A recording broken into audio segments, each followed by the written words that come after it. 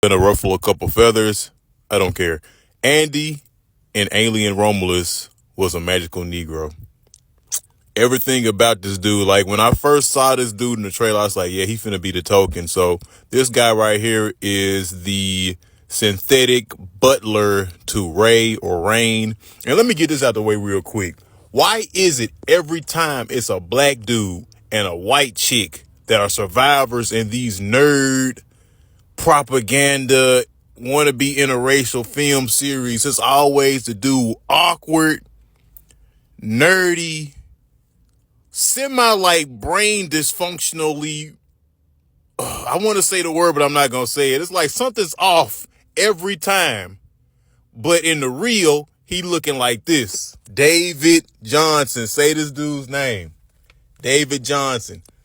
Guy out here got the riz, got the haircut, got the piercings. He know what to do. He know how to work his ethnic genes. He know how to work whatever he got going on. Same thing with John Boyega, same thing with the other guy. But every time they on screen, for some reason, I guess they got to reassure the nerds that, look, he's around a white woman, but he's an idiot. He's lame.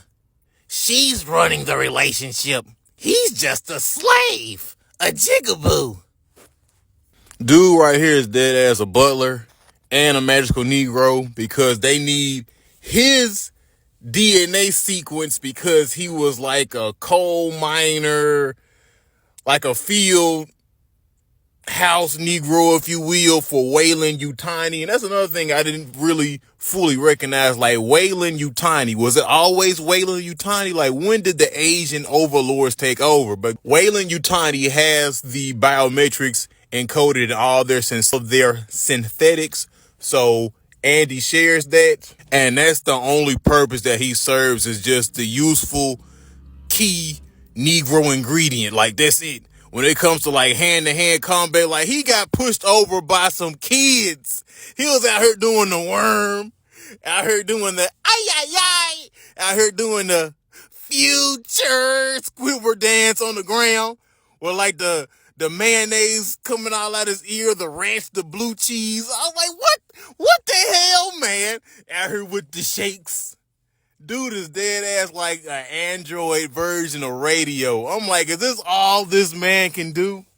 For real though? And then when he gets the upgrade or the firmware reboot from the Rook AI science officer, that's what he was, science officer, then we get Andy in his almost full potential. Don't get me wrong, now the acting was cool. It was smooth and all that.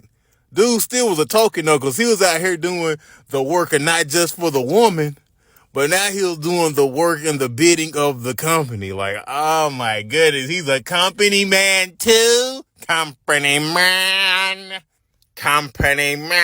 out here rocking it. The Wayland Yutani. Why, since he is an android, since y'all wanted to introduce him as one of the synthetic artificial humans, why couldn't he have been on David's level, like doing crazy manipulative things out here, damn near setting up the crew members, damn near out here, putting hands on people, not to save them from falling, but like putting hands on folk like, yo, don't mess with me. Like, why couldn't we get David level of a threat? We out here with the help, out here with the butler, out here with the guy that's just gonna leave somebody behind a locked door. And now you got people questioning, was Andy right? Did Andy do the right thing? Andy was a toned down version of Samuel L. Jackson. He was like, yes, I hope you die, and I hope you burn it out. You gotta open the door, Andy. Open the door. Andy like, no. Because if I do, we're all gonna die. It's like, bruh, like, I remember, like, correct me if I'm wrong, but didn't, like, one of the synthetic humans throw hands with an alien not too long ago? Like, wasn't it Bishop? I forget, but that's like, I remember one of the androids, one of the synthetics being able to, like, throw hands with these alien xenomorphs, whatever. But I guess not. Maybe I'm imagining things.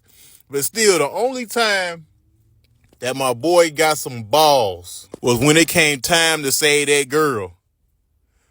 What's her name? Ray or Rain? And that's another thing. I'm like, bruh, quit having these black dudes screaming these white girls' names looking like the most Riri people on the slow bus. Like, damn it, boy.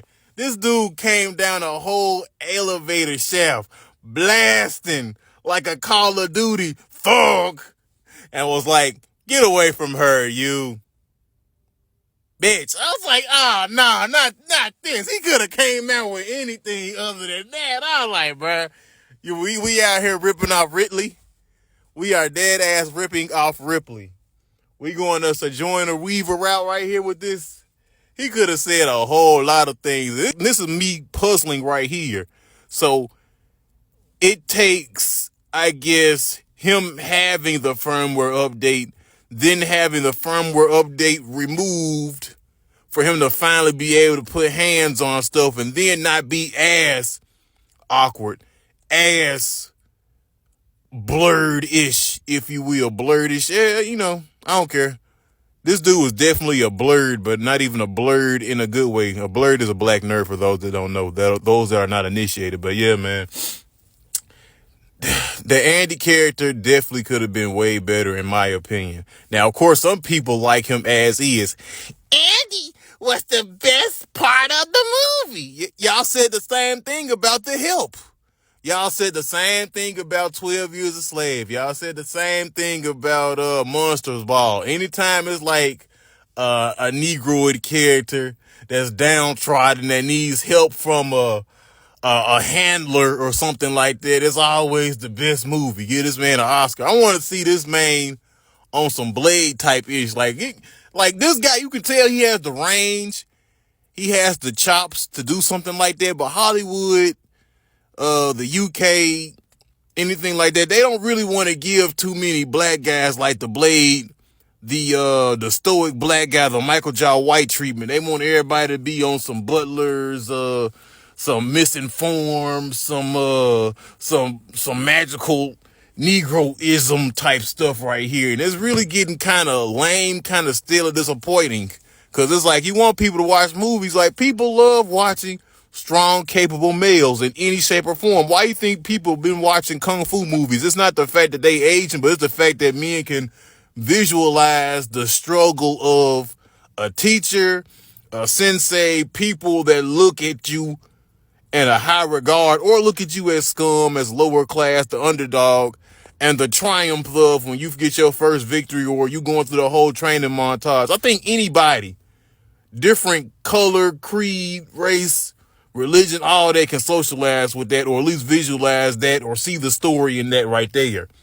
So the fact that we keep getting these nerd ass, awkward ass, effeminate ass, non-threatening, unless you threatening my white woman type black dudes or type black characters, is getting to the point where it's like, it's not even a cliche anymore. It's not even, what do you want to call it? Like a writer's block? Like a stereotype, if you will? Because, I mean, if anything, the black guy was always the first to die in a movie. So now they lasted long enough to form these weird, awkward relationships, I guess, just to piss off the nerds that complain about woke culture all the time. I don't know. But anyway, like, subscribe, follow.